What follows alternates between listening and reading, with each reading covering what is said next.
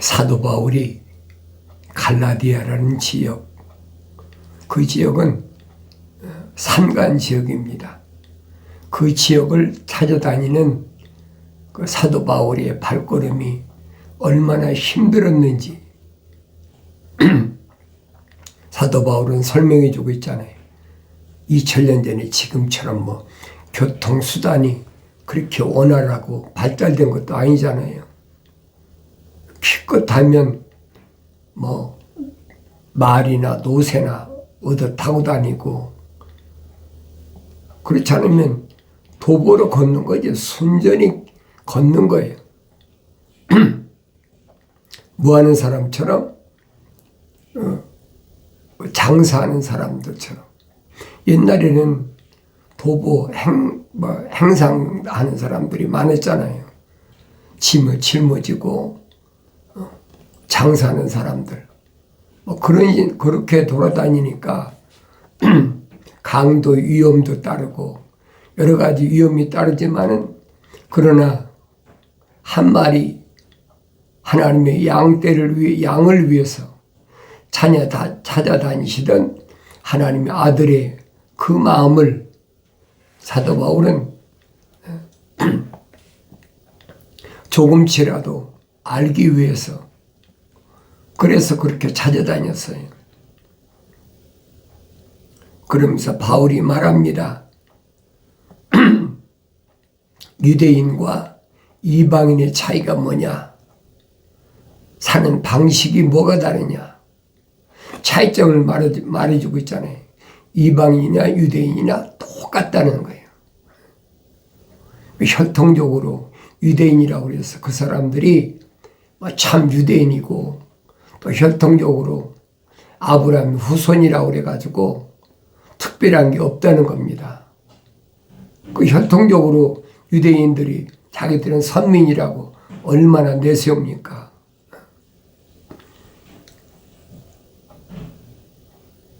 다른 유대인들도 마찬가지로 그와 함께 위선을 행하니 그랬어요. 위선이란 말 내가 올바로 알아들어야 돼.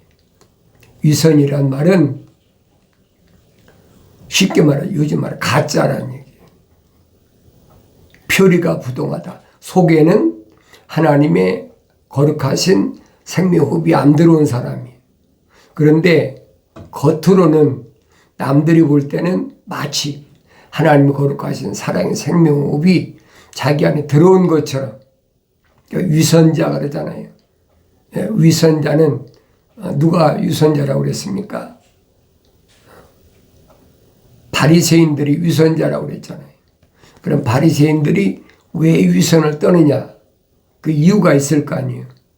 하나님 거룩한 생명호흡이 안 들어왔는데도 자기들이 거룩한 것처럼 겉으로 위장하기 위해서 뭐 하느냐? 가죽으로 된 성구함을 만들어가지고, 옛날엔 지금처럼 이런 바이블이 아니잖아요. 그때는 인쇄술이 발달 안 됐으니까. 그러니까 옛날에는 뭐는 다 두루마리로 손편지로 썼단 말이에요. 그러니까 뭐 아무나 하나님 성경을 가지고 다니고 갈 수가 있습니까? 가르치는 선생들, 유대인들을 가르치는 선생들, 그들을 바리새인이라 그러잖아요. 바리새파라. 바리새인이다. 유대인 나라한테는 크게 세 종류로 나눠집니다. 첫째는 바리새파, 바리새인들. 두 번째는 사두개파. 사두개파란 말은 그들은 현실 만족주의예요. 부활을 믿지 않는 사람들이에요. 그러니까 2000년 전에 예수님께 찾아와서 바리새인들이 묻잖아요. 그러니까 주님이 대답하신 것을 내가 성경을 읽어보라 이 말이에요. 내가 읽어봐야 바리새인들이 누구고 사두개인들이 누구고, 서기관들은 또 필사하는 사람들, 기록하는 사람들. 나라마다 그런 거 있잖아요. 역사가. 역사를 기록하는 자. 그런데 그 중에서 가장 아주 소수지요. 소수인데 그들은 뭐냐? SNF파라고 있어요. SNF파. SNF파는 요즘 말하면 신령주의, 거룩함에 대한 소망을 가지고 그들은 그 세속주의하고는 정반대예요. 그러니까 예수님 당시에도 그 침례 요한을 그 난 아버지 사가랴가 대표적인 인물이잖아요. 그러니까 침례 요한의 아버지 사가랴하고 그 어머니가 나이 많아서 죽고 나니까 엘리사벳이 나이 많아 죽고 나니까 침례 요한이 누구 손에 잘랐어요? SNF파의 손에서 자란 거예요. 그런데 이것은 유대교에서 자기들끼리 파로 나눈 거예요. 그게 하늘 아래 종교란 말이에요. 그러니까 사도 바울이 설명하잖아요. 다른 유대인들도 마찬가지로 그와 함께 위선을 행하니 심지어는 바나바까지도 그들의 위선에 끌려가더라. 그랬어요. 바나바 잘 알잖아요. 사도 바울을 길리기아 다소에서 어디로 인도한 사람이에요? 안디옥까지 인도한 사람이잖아요. 바나바는 어떤 사람입니까? 베드로하고 사도들이 120명이 성령 받아서 지금 예루살렘을 발칵 뒤집어 놨잖아요. 그리고 거기에다가 예루살렘 교회를 부르심을 받은 자들 가운데서 특별히 선택받은 자들, 그 7 집사가 있잖아요. 근데 그때 바나바도 자기 재산을 다 갖다, 다 공동체니까 다 갖다 바치고, 그리고 바울을, 사도 바울을 길리기아 다소에서 안디옥까지 인도해서 안디옥에서 1년 동안을 그렇게 열심히 목회하는 데 도왔던, 그래서 첫 번째 복음전도를 떠날 때 바나바하고 같이 떠나잖아요. 근데 이 바나바가 누구냐? 마가의 외삼촌이. 그러니까 바나바의 생질 조카가 마가란 말이에요. 그런데 마가는 예루살렘에서 부유한 집에 외아들이잖아요. 마가의 집 다락방이라는 곳에 지금 같으면 홀이지요. 거의 한 400~500명이 들어갈 만한 큰 홀을 가진 그런 집을 가진, 그게 부잣집이죠. 그러니까 외삼촌 바나바를 따라서, 그래서 첫 번째 복음 전도할 때 바울하고 동행했어요. 그런데 부잣집 외아들로 성장하다 보니까 너무 힘든 거예요. 그런 고생을 해봤나요? 안 해봤지요. 바울이야 부유하게 성장했지만은 바울이 말하잖아요. 내가 부유하게 사는 것도 경험하고 아주 빈곤하게 굶주리고 헐벗고 그런 처지에도 나는 다 익숙된 사람이다. 근데 마가는 그렇지 않단 말이에요. 그러니까 중간에서 포기해버리고 자기 집으로 떠나버리잖아요. 그러니까 그때는 어쩔 수 없이 바나바하고 1차 복음 전도할 때는 돌았는데 다시 안디옥으로 돌아와서 두 번째로 복음 전도를 떠날 때는 그 바나바가 자기 조카 마가를 다시 동해하고 데려가려고 하니까 사도 바울이 결세 반대하잖아요. 안 된다.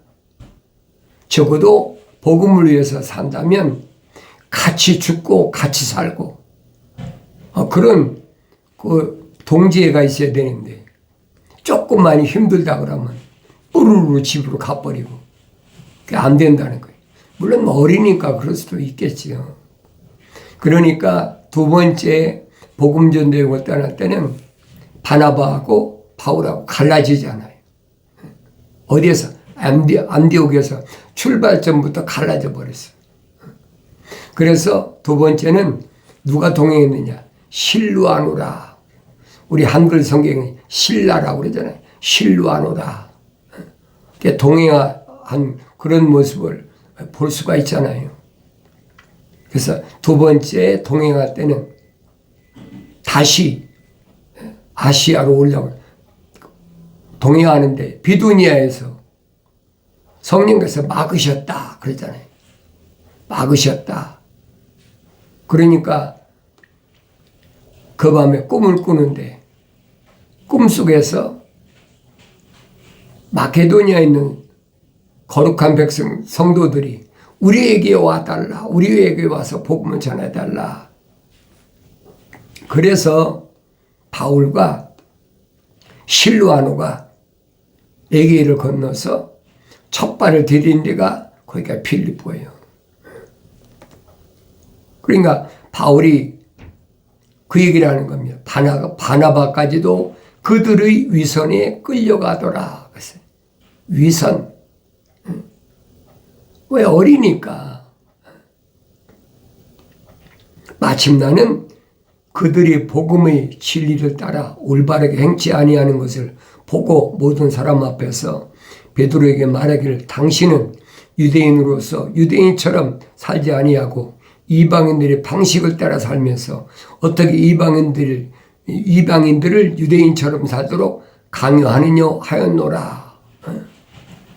왜 그랬어요? 베드로가 음식을 먹다가 유대인들이 오니까 유대인들은 이방인들하고 한 자리에 앉지도 않아요.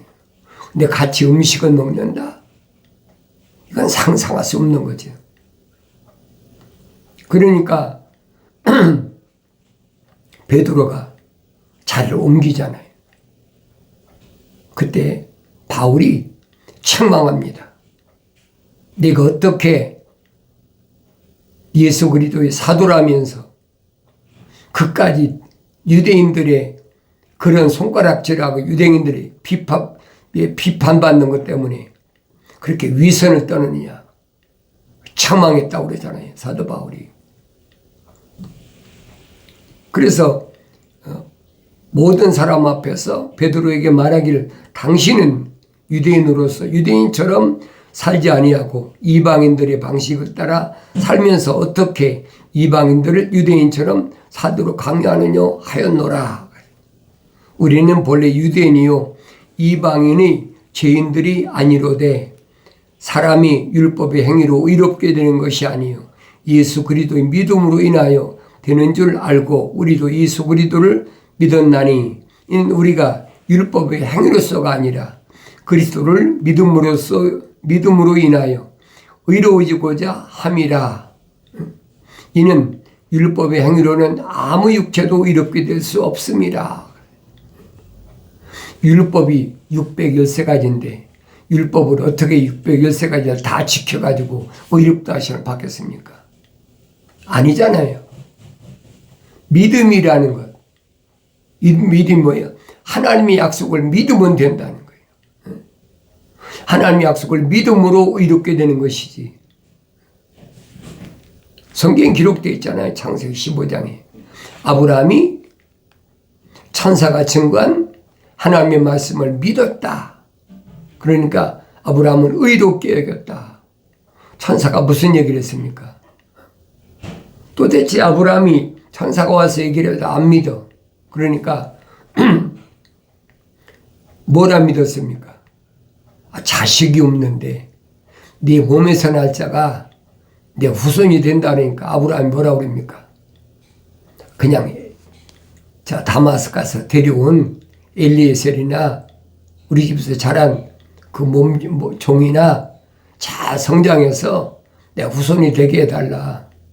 나야 자식이 없는 거 당신도 알지 않습니까? 그러니까 천사가 아브라함을 이리 나와라 데리고 나가잖아요. 나가서 밤이니까 하늘을 향해서 보게 하잖아요. 하늘을 쳐다봐라. 뭇별을 셀 수 있나? 하늘의 별을 어떻게 셉니까? 이처럼 네 몸에서 날 자가 하늘의 뭇별처럼 그렇게 엄청나게 많을 거다. 그러니까 아브라함이 그 말을 듣고 믿었다 그랬어요. 천사가 하는 말을 믿었다. 그러니까 아브라함을 의롭게 여겼다. 그러니까 성경이 의롭다는 게 무슨 말인지 잘 아셔야 돼요. 철학에서 의가 아닙니다. 철학에서는 하늘 아래 지식에서는 윤리와 도덕적으로 흠이 없으면 그 사람은 의로운 사람이다. 그러잖아요. 근데 성경은 아니란 말이에요. 하나님의 약속을 믿어야 그게 의로운 사람이에요. 그런데 율법을 613가지를 어떻게 지킵니까? 다 못 지키지요. 그러니까 하나님의 약속을 믿는 그 믿음으로 인해서 의로워진다는 것. 지금 바울이 강조하는 게 그 얘기입니다. 만일 그리스도로 인하여 의롭게 되기를 구하다가 우리 자신이 또한 죄인들로 드러난다면 그때는 그리스도가 제 일꾼이냐? 결코 그럴 수 없느니라. 만일 그리스도로 인하여 의롭게 되기를 구하다가 우리 자신이 또한 죄인들로 드러난다면 그때는 그리스도가 죄인의 일꾼이겠느냐? 결코 그럴 수 없느니라. 이는 만일 내가 헐었던 것을 다시 세우면 내가 나 자신을 범법자로 만들기 때문이라. 내가 율법으로 말미암아 율법에게 죽은 것은 하나님께는 살고자 함이라. 사도 바울이 한 말을 내가 정확히 알아들어야 돼요.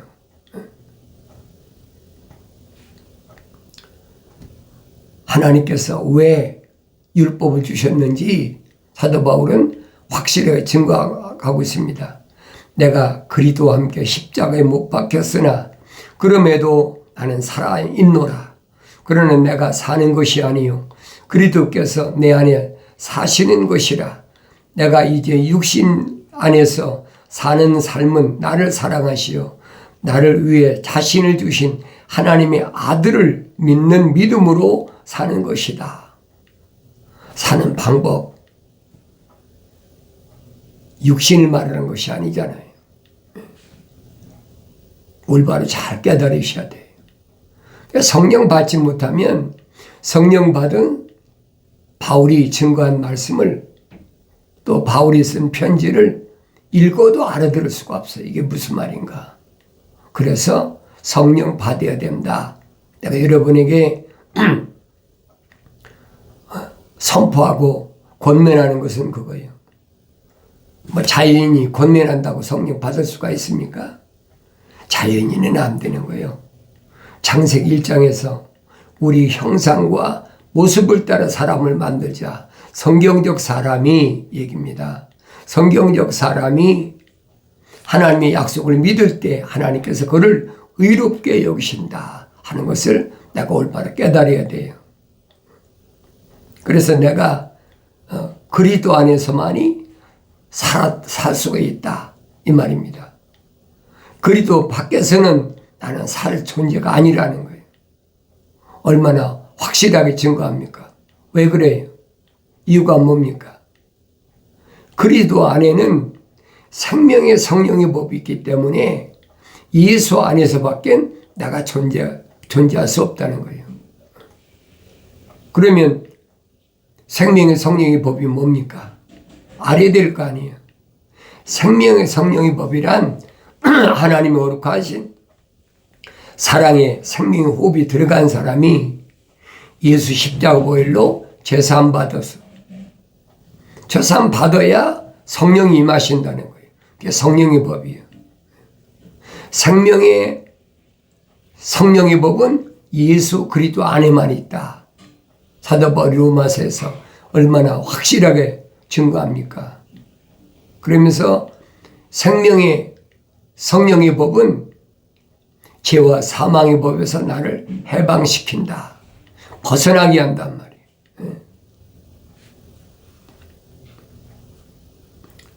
나는 하나님의 은혜를 저버릴 수 없나니 만일 의가 율법으로 인하여 온 것이라면 그리스도께서 헛되이 죽으신 것이라. 잘 하셔야 돼요. 나는 하나님의 은혜를 저버릴 수 없나니. 그랬죠. 은혜, 거저 주시는 것. 뭐 내가 지켜가지고 내가 어떤 일을 행해서 받는 건 그건 은혜가 아니죠. 거저 받는 것이 은혜잖아요. 그래서 사도 바울의 말에 하나님의 은혜를 저버릴 수 없다. 생각해 보세요. 하나님의 은혜가 아니면 그 수많은 유대인들 가운데 하나님의 생명호흡을 불어넣으셨겠습니까?